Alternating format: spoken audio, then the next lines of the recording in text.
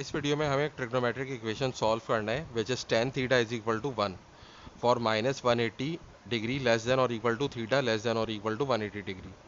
यानी कि हमारे पास ट्रिग्नोमेट्रिक इक्वेशन है tan theta is equal to 1 और हमें थीटा फाइंड आउट करना है इस रेंज के अंदर। तो अब देखें ये जो tan है ये tan दूसरी साइड पे जाके इन्वर्स टेंजेंट हो जाएगा, इन्वर्स टेंजेंट ऑफ 1।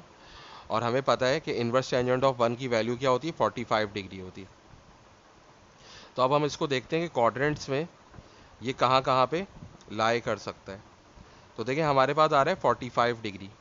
तो 45 डिग्री अगर हम बनाएंगे तो हम इसको यहाँ पे एंटी क्लॉकवाइज एंगल बनाएंगे 45 डिग्री।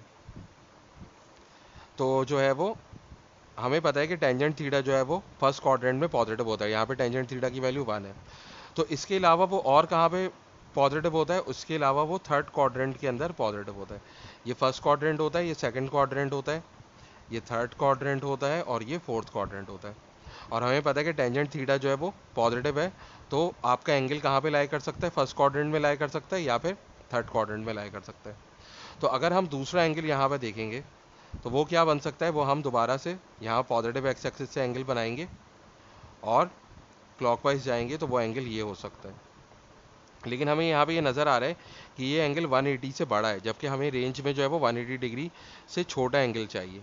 तो दूसरा एंगल क्या हो सकता है, दूसरा एंगल ये हो सकता है कि अगर हम यहाँ से क्लॉकवाइज चलें तो क्लॉकवाइज चलेंगे तो यहाँ पे ये एंगल भी हमारे पास आ सकता है। तो जो एंटी क्लॉकवाइज एंगल होता है वो पॉजिटिव होता है और क्लॉकवाइज जो एंगल होता है वो नेगेटिव होता है। और हमें ये एंगल फाइंड आउट करना होगा।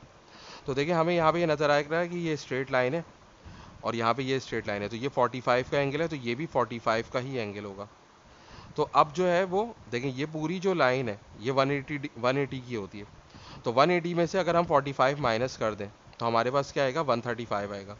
लेकिन ये जो एंगल है ये क्योंकि क्लॉकवाइज है तो हम यहाँ पे क्या लिखेंगे, -135 डिग्री। तो दूसरा जो एंगल होगा हमारे पास वो क्या होगा, -135 डिग्री।